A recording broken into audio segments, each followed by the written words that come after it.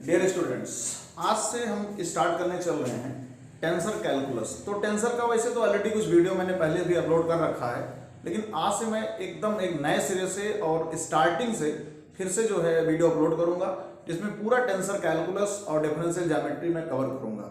तो हम लोग इसको फिर से शुरू से देखते हैं। सबसे पहले हम लोग को जानना है टेंसर। देखिए, टेंसर तुरंत तो वर्ड आ नहीं जाएगा, पहले टेंसर में कौन कौन से टर्म यूज होते हैं, पहले उन सब टर्मिनोलॉजीज को हम लोग समझ लेते हैं, फिर टेंसर आएगा और उसके बारे में हम लोग बात करेंगे। देखिए, सबसे पहले यहाँ पे जो आता है टेंसर में वो है n डायमेंशनल स्पेस, कि किसी भी स्पेस को हम n डायमेंशनल स्पेस कहते कब हैं। देखिए, n डायमेंशनल स्पेस की बात करें तो ऐसा तो है नहीं कि n कोई अलग से हो जाएगा। n जैसे कि 2 है, 3 है, 4 डायमेंशनल है, तो अब उसी आइडिया को और एक्सटेंड किया जाएगा। तो हम जैसे जानते हैं कि अगर 2 डायमेंशन कोऑर्डिनेट सिस्टम की बात करें, कि अगर कोई पॉइंट अगर 2 डायमेंशन कोऑर्डिनेट सिस्टम में है तो हम लोग उसको कैसे रिप्रेजेंट करते हैं, ऐसे x और y ऑर्डर्ड पेयर से रिप्रेजेंट करते हैं, और x और y दो की दोनों रियल नंबर्स होती हैं, ये आप पहले से जानते हैं। अगर हम स्पेस ऑफ 3 डायमेंशन में किसी पॉइंट को रिप्रेजेंट करना चाहें तो उसका कोऑर्डिनेट लिखा जाता है ट्रिपलेट्स में, x y z फॉर्म में, और जहां पे x y z तीन की तीनों रियल नंबर होती हैं। अगर हम अब इसी चीज को थोड़ा सा और एक्सटेंड करिए कि हमको अगर मान लीजिए कि n डायमेंशनल कोऑर्डिनेट सिस्टम में किसी पॉइंट का कोऑर्डिनेट लिखना हो, तो शायद अब ये तो मुश्किल हो जाएगा लिखना कि हम इसको आखिर में x y z कैसे आगे कैसे डॉट डॉट लिखेंगे। तो यहीं से इस जो है तरीके को चेंज किया जाता है कि जहां ये x और y लिखा है, इसके लिखने के बजाय अब हम लोग यूज करेंगे x1 x2। यहां जो मैंने पावर लिख रखा है 1 और 2, तो ये जाने रहिएगा ये 1 और 2 x की पावर नहीं है, इनको कहा जाता है सुपर स्क्रिप्ट। यहाँ पे जो हम इसको देखो पढ़ भी ऐसे रहे ना, हम इसको पढ़ रहे हैं x1 और x2। हम ये समझेंगे कि अगर हम लोग कार्टेशियन कोऑर्डिनेट सिस्टम में हैं तो आपका जो x1 है वो x है, जो आपका x2 है वो y है। देखिए, पहला लेक्चर है तो इसको आपको ज्यादा अच्छे समझना है, फिर काफी न्यूमेरिकल पार्ट होता है टेंसर। तो अब इसी तरह अगर यहाँ पे 3 डायमेंशन कोऑर्डिनेट सिस्टम में है तो किसी भी पॉइंट का जो कोऑर्डिनेट होगा वो x y z लिखने के बजाय हम लोग उसको लिखेंगे x1 x2 x3। यहाँ पर 1 2 3 are not power of x, इनको कहा जाता है सुपर स्क्रिप्ट। अब देखो कि इसे 4 डायमेंशनल में लिखना हो तो आराम से हम इसे x1 x2 x3 x4 लिख सकते हैं। अब इसी चीज को आगे बढ़ाते हुए चले जाएं तो हम आराम से किसी भी पॉइंट को n डायमेंशनल कोऑर्डिनेट सिस्टम में ऐसे लिख सकते हैं x1 x2 dot dot xn। अब बात आती है कि n डायमेंशनल स्पेस कहते किसे हैं, तो ऐसा स्पेस जो इन सारे पॉइंट से जनरेट हुआ हो, इस टाइप के पॉइंट से जो जनरेट हुआ हो उसी को बोलते हैं n डायमेंशनल स्पेस। तो इसके डेफिनेशन आपके लिए जरूरी है क्योंकि यहीं से स्टार्ट होता है टेंसर। तो पहले हम लोग इसको समझेंगे कि n डायमेंशनल स्पेस क्या होता है। तो देखिए, केवल यहां पर इतना भर आपको n डायमेंशनल स्पेस में केवल इतना भर लिख देना है कि द स्पेस, कोई बहुत एक्सटेंड नहीं करना है, the space generated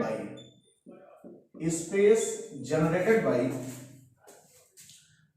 ordered n tuples. कौन से n टपल्स होंगे, x1 x2 dot dot xn। इस टाइप के जो ऑर्डर्ड n टपल्स होते हैं उनसे द्वारा generate, the space generated by ordered n tuples is called, ऐसे स्पेस को हम लोग कहते हैं n dimensional space, n dimensional space.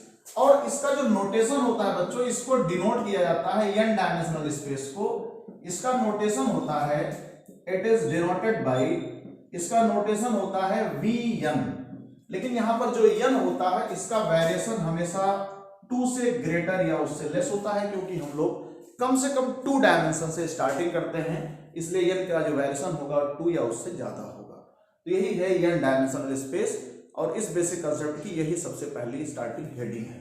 अगला पॉइंट जो आता है उसकी बात करते हैं, और वो होता है हम लोग उसके बारे में जानते हैं, सफिक्स के बारे में। तो सबसे पहले हम लोग समझ लेते हैं कि सुपर स्क्रिप्ट और सब स्क्रिप्ट कहते किसे हैं। देखिए समझिए, बहुत ही आसान आपको मैं इसमें बताऊंगा, कहीं कोई दिक्कत नहीं आएगी, आराम से पढ़ते जाएंगे, सब समझ में आ जाएगा और पूरी टेंसर एक एक टॉपिक एक एक थ्योरम सब कवर होगा इसमें। तो हम सबसे पहले बात करते हैं कि सुपरस्क्रिप्ट एंड सबस्क्रिप्ट दोनों में एक में ही आपको बता रहा हूं कि सुपरस्क्रिप्ट और सबस्क्रिप्ट कहते किसे। देखिए नाम से बिल्कुल क्लियर है, सुपर जो अपर होता है वो सुपर है। किसी भी टर्म में कोई भी सफिक्स, जैसे कोई टर्म मैंने लिख लिया ए और यहां पर कुछ मैंने सफिक्स लिख दिया आई जे के एल, अभी आप इसके बारे में बस यही जाने कि हाँ एक टर्म है, आगे चल करके हम लोग इसके बारे में विधिवत पढ़ेंगे। तो जो सफिक्स किसी टर्म में अपर पोजीशन में आया हो, जैसे देखो यहाँ पर आई और जे दोनों अपर पोजीशन में हैं, तो जो अपर पोजीशन में होता है उसको सुपर कहते हैं, उसको क्या बोलते हैं, सुपरस्क्रिप्ट। और जो लोअर पोजीशन में आता है उसको बोलते हैं सबस्क्रिप्ट। यानी ये जो सफिक्स है ये है सुपरस्क्रिप्ट और ये नीचे वाला जो सफिक्स है इसका नाम है सबस्क्रिप्ट। ऐसा जरूरी नहीं है कि किसी भी टर्म में कोई दोनों सफिक्स आया हो, एक भी आ सकता है, दोनों भी आ सकता है, एक भी नहीं आ सकता है। आगे चलकर हम लोग ये सब पढ़ेंगे, धीरे धीरे जानेंगे, जानकारी हम लोग दी जाएगी इसके बारे में। सुपरस्क्रिप्ट को कंट्रावेरेंट इंडेक्स भी कहते हैं, ये भी जानना जरूरी है। सुपरस्क्रिप्ट को कंट्रावेरेंट इंडेक्स और सबस्क्रिप्ट को बोलते हैं कोवेरेंट इंडेक्स। तो ये दोनों डेफिनेशंस आपको आनी चाहिए क्योंकि ये सब बेस हैं, ये आपको समझ में आएगा तो आगे बातें बहुत आसान हो जाएंगी। तो देखो सुपरस्क्रिप्ट डेफिनेशन बस केवल यही इतना है कि the suffix which occurs in upper position of a term, जो कि किसी टर्म में अपर पोजीशन पे लाई करता है। In upper position of a term called, इसी को कहते हैं सुपरस्क्रिप्ट, इसी का नाम होता है सुपरस्क्रिप्ट या इसको बोलते हैं कंट्रावेरेंट इंडेक्स। इसको कंट्रावेरेंट इंडेक्स भी कहते हैं, तो दोनों नाम हम लोगों को जानना जरूरी है। ये हो गया कंट्रावेरेंट इंडेक्स। अब बात करते हैं एग्जांपल की। तो द सफिक्सेस, चलिए मैं दो सफिक्स लिख दे रहा हूं, तीन सफिक्स लिख दे रहा हूं, कोई दिक्कत नहीं। आई जे एंड के, तीन सफिक्स मैं यूज कर रहा हूं। आर सुपरस्क्रिप्ट इन, कोई टर्म ले लेते हैं। देखो अगर हमने आई जे के को लिखा है तो हमें आई जे के तो हर हाल में ऊपर लिखना ही पड़ेगा, नीचे कुछ भी मैंने लिख दिया, अल्फा बीटा गामा डेल्टा कुछ भी लिख दिया, तो ये हो गया सुपरस्क्रिप्ट। बस केवल यही इतना आपको याद रखना है। अब इसी देखो सबस्क्रिप्ट में क्या हो जाएगा, the suffix which occurs in, बस यहाँ जो अपर लिखा है इसी को हम लोग इरेज करके लोअर लिख देंगे। Lower position of a term is called, यहाँ सुपर के बजाय सब हो जाएगा, इसमें कोई अलग से लिखने की जरूरत नहीं है। और इसको क्या बोलते हैं, इसको कंट्रावेरेंट के बजाय इसको हम लोग कोवेरेंट इंडेक्स भी कहते हैं। तो ये भी जानना जरूरी है कि इसको कोवेरेंट इंडेक्स कहते हैं। अब एग्जांपल में जैसे नीचे अल्फा बीटा लिखा है तो द सफिक्सेस, यहाँ जो मैंने इतना लिखा है यहाँ पर क्या लिख दिया जाएगा, अल्फा बीटा। आर जहां सुपर लिखा है यहाँ पर हो जाएगा सबस्क्रिप्ट इन दिस टर्म। तो सुपरस्क्रिप्ट या सबस्क्रिप्ट का कंसेप्ट आपको समझ में आया होगा, ये कोई टफ नहीं है। बस आपको ध्यान रखना है कि जो भी सफिक्स अगर किसी भी टर्म में अपर पोजीशन में है तो वो सुपरस्क्रिप्ट कहलाता है या उसको कंट्रावेरेंट इंडेक्स कहते हैं, और लोअर पोजीशन में आया है तो उसको बोलते हैं सबस्क्रिप्ट या कोवेरेंट इंडेक्स के नाम से हम लोग जानते हैं। देखिए स्टूडेंट, अगला जो पॉइंट आता है बहुत इंपॉर्टेंट टॉपिक है और वो है Einstein summation convention. Einstein summation convention बहुत ही इंपॉर्टेंट टॉपिक है ये। इसका जो है बहुत ज्यादा यूज है टेंसर में, पूरी टेंसर में हम लोग इसको पढ़ेंगे, यूज करेंगे, बार बार इसका एप्लीकेशन मिलेगा। आइंस्टीन समेशन कन्वेंशन, आइंस्टीन ने केवल इतना भर बताया है, बस जो मैं इतना हल्के से कहता हूं केवल इतना भर बताया है, पूरी टेंसर इसी पर डिपेंड करती है कि अगर कोई भी एक्सप्रेशन है और वो समेशन में एक्सप्रेस है, समेशन माने सिग्मा फॉर्म में वो एक्सप्रेस है, तो आइंस्टीन कहते हैं उस समेशन को छोड़ दीजिए, उस सिग्मा साइन को हटा दीजिए। अब देखिए इसको ऐसे नहीं समझेंगे, एक मैं आपके सामने लाइन लिख रहा हूं, देखो जैसे मैंने एक एक्सप्रेशन लिखा a1x1, फिर हमने लिखा यहाँ पर a2x2, यहाँ पर जो x1 x2 है ये सारे के सारे कोऑर्डिनेट्स हैं।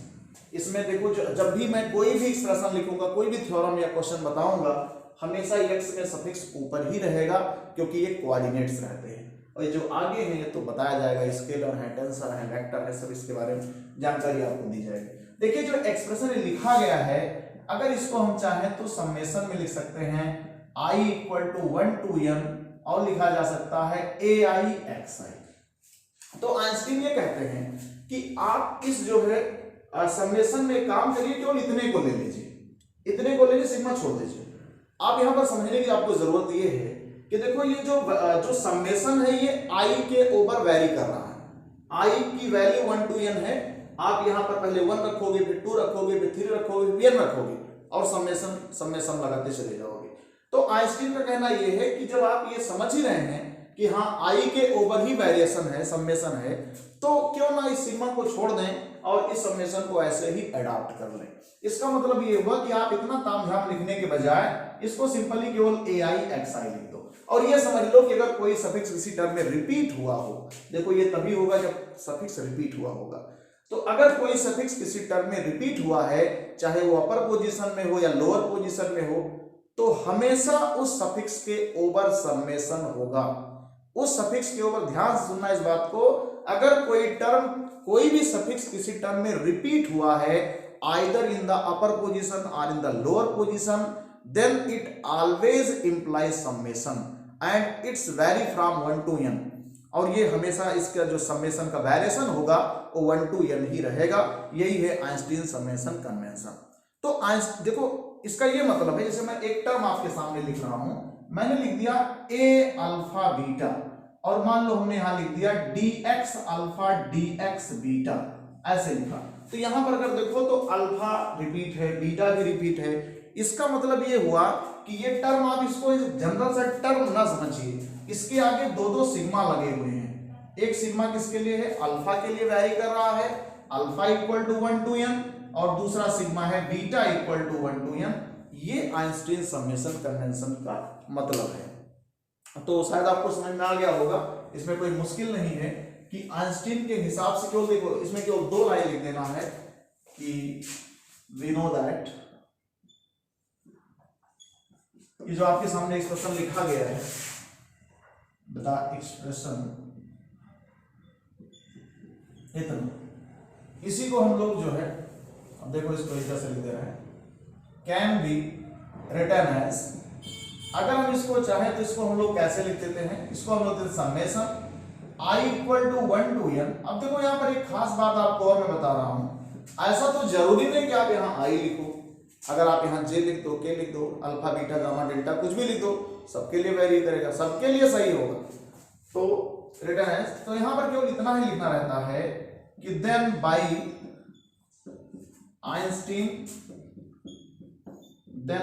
Einstein summation convention, Einstein summation convention के द्वारा, कन्वेंशन वी क्या करते हैं, we drop the sigma sign. ये जो सिग्मा साइन है स्टूडेंट, इसको हम लोग छोड़ देते हैं, we drop the sigma sign and take above sum, ये जो ऊपर आपको सम नजर आ रहा है, एबव सम एज, केवल हम लोग इसको ऐसे लिख देते हैं ai xi।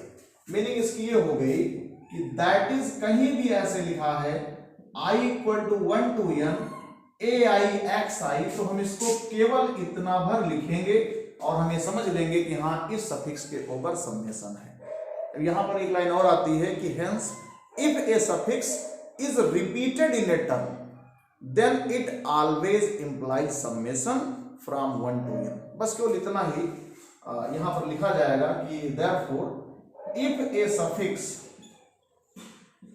suffix repeated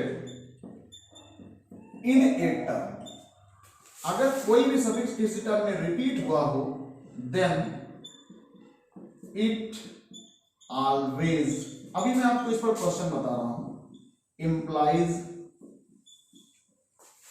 चलो ऊपर लिख देता हूं, समेशन, और इस समेशन का जो वेरिएशन होगा वो वेरिएशन होगा 1 to n।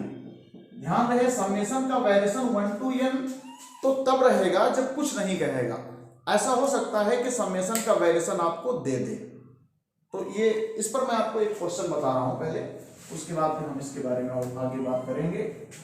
तो बेसिक कंसेप्ट में बहुत ज्यादा लेक्चर्स नहीं जाएंगे, बस 2 से 3 लेक्चर में आप इसको अच्छे से समझ लेंगे कि हाँ इसका मीनिंग क्या होता है। देखिए कुछ क्वेश्चन मैं आपको आइंस्टीन समेशन कन्वेंशन पे 1-2 मैं आपको न्यूमेरिकल बता रहा हूं, तो उससे थोड़ा सा आपको आइंस्टीन समेशन कन्वेंशन का आइडिया और समझ में अच्छे से आ जाएगा।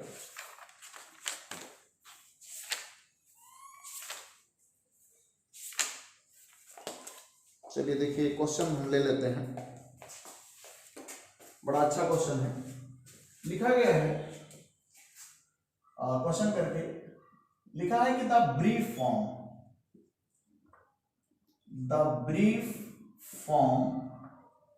ऑफ एक एक्सप्रेशन लिखा हुआ है, तो ध्यान देना है a1x1 y2, फिर लिखा हुआ है a2x2, फिर y2 लिखा है, फिर लिखा हुआ है a3x3 y2, आगे लिखा हुआ है इज।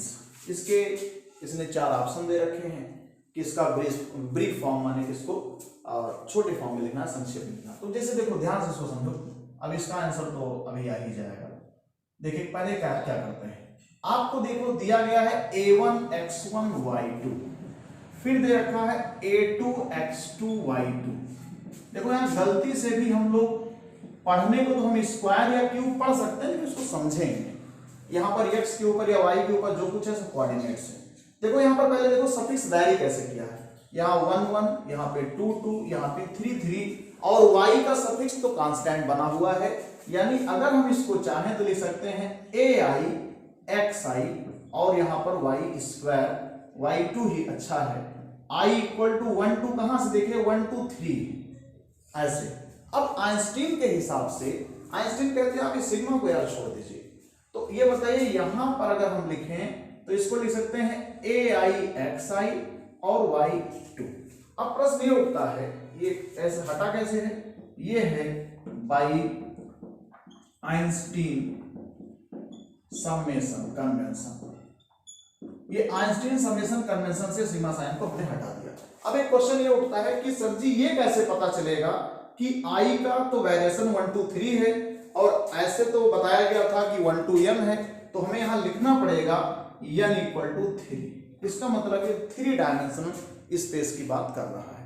तो बस यही आपका हो गया, और आंसर इन्होंने दिया है ai xi y2, आगे लिख दिया i इक्वल टू 1 2 3, तो बात एक ही है, चाहे आप लिखें n इक्वल टू 3, चाहे i इक्वल टू 1 2 3 लिखें, बस यही इतना है।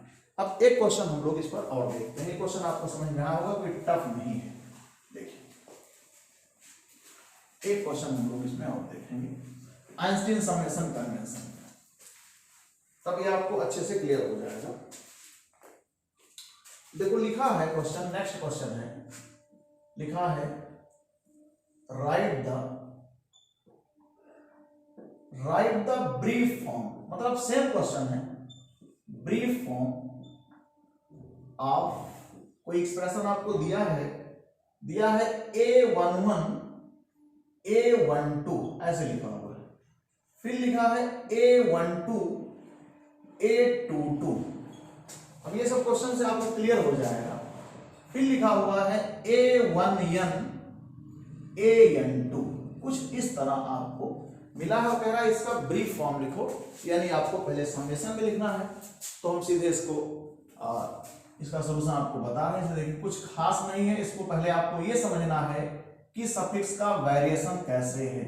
a11 a12 है, फिर a12 है a22 है, और फिर डॉट डॉट a1n, और आगे लिखा हुआ है an2।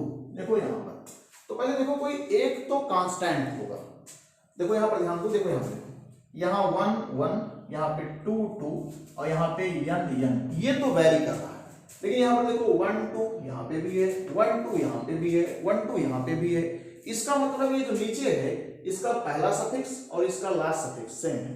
मींस अगर हम इसको देखो यहाँ पर वेरी कौन कर रहा है, देखो यहाँ पे 1 1 2 2, इसका मतलब ये हुआ कि अगर हम इसको समेशन में लिखना चाहेंगे तो यार इस 1 को तो हम कुछ नहीं करेंगे, लेकिन इस 1 को मैंने आई लिख दिया। आगे इसी तरह यहां पर भी वेरिएशन हो रहा था, मैंने आई लिख दिया, और यहां पर 2 तो आपका वैसे रहेगा क्योंकि वो कांस्टेंट है। और यहां पर हमने लगाया समेशन, और समेशन का वेरिएशन कहां से कहां तक, 1 to n पूरा का पूरा है। ये लाइन आपको समझ में आनी चाहिए। अब यहां से आइंस्टीन समेशन कन्वेंशन आपने यूज किया, और बच्चों ये हो गया a1i, आगे हो गया ai2। ये कैसे आ गया है, ये आ गया है बाई, अब इतना बड़ा नहीं लिखा जाएगा, बार बार बहुत बड़ी स्पेलिंग है वो, by summation convention. By summation convention आपने इसका यूज किया है। यहां बताना बहुत जरूरी है कि हाँ, बताना जरूरी है कि नहीं, पहले ये देख लेते हैं। यहां आई आप जानते हैं कि मैंने बताया था कि अगर कुछ नहीं लिखा जाएगा तो हम लोग ये समझेंगे कि आई की वैल्यू 1 से लेकर n तक वैरी कर रही है, मींस यही इसका रिजल्ट होगा। ये स्टूडेंट्स आपको समझ में आया होगा, ये टफ नहीं है। तो एक आध क्वेश्चन हम लोग और भी देख सकते हैं। देखिए एक क्वेश्चन और आपको बता रहा हूं, इसी पर डिपेंड है।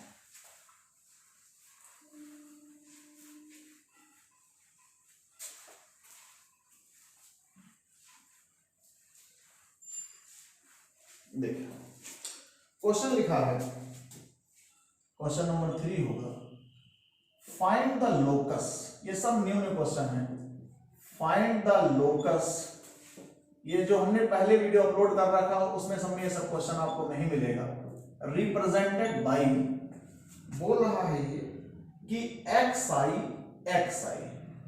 इक्वल टू 1 लिखा है, और आगे लिख दिया है i इक्वल टू 1 2 3। इतना लिखने की जरूरत नहीं होती है, इनको तो केवल ये लिख देना चाहिए कि यहां पर i की वैल्यू क्या है, 1 2 3 के बजाय केवल n इक्वल टू 3 लिख देंगे तो भी काम चल जाएगा।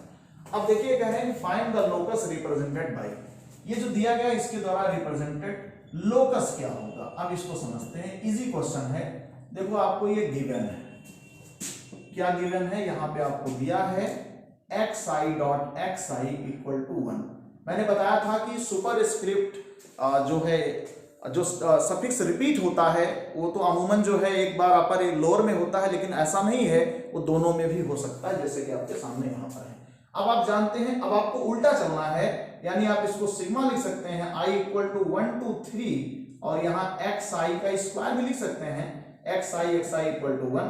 अब वेरिएशन लगाएं तो x1 हो जाएगा, प्लस x2 हो जाएगा, डॉट है बीच में, x3 हो जाएगा इक्वल टू 1। अब आप इसको चाहे तो ऐसे लिख सकते हैं, x1 square x2 square plus x3 square, ऐसे लिखा जा सकता है इक्वल टू 1। अब अगर आपको ये देखना है कि आखिर में रिप्रेजेंट क्या करता है, तो आप ये समझ लो कि x1 x है, x2 y है, x3 z है, तो ये हो गया x square plus y square plus z square equal to 1। माने ये स्फीयर डिनोट करता है इन स्पेस ऑफ 3 डायमेंशन। तो इसका जैसे लिखा है find the locus represented by, तो यहाँ की ओर नीचे एक लाइन लिख देना है विच रिप्रेजेंट्स, जो कि क्या रिप्रेजेंट करता है, equation of sphere in space of 3 dimension, in space of 3 dimension. ये 3 डायमेंशन स्पेस में जो है रिप्रेजेंट करता है एक स्फीयर। तो ये क्वेश्चन भी इजी है। एक क्वेश्चन मैं आपको दे रहा हूं, इसको आप लोगों को करना है, और इसका रिप्लाई आप लोग दीजिएगा कमेंट सेक्शन में कि हाँ क्या लोकस आया है। अगर आप नहीं लगा पाएंगे तो मैं बताऊंगा उस क्वेश्चन को। देखिए एक क्वेश्चन आप लोगों के लिए है, और सेम क्वेश्चन है, मतलब सेम पैटर्न का कह सकते हैं। लिखा है नेक्स्ट क्वेश्चन नंबर 4 होगा, फिर से ऐसा ही क्वेश्चन है, find the locus represented by, condition आपको दे रखी है ai इक्वल्स टू 1, आगे लिखा है i equal to 1 2 3 and ai are constants, ऐसा ना लिखकर n इक्वल टू 3 लिख देते हैं, एंड ai आर कॉन्स्टेंट्स। ये क्वेश्चन आपके पेपर में आया हुआ है, तो आपको लोकस निकालना है, ये 2014 में भी आया है, तो इसको आप लोगों को ट्राई करना है। बाकी हम लोग देखते हैं नेक्स्ट वीडियो में। और ठीक है बच्चों, बहुत बहुत धन्यवाद आप लोगों को।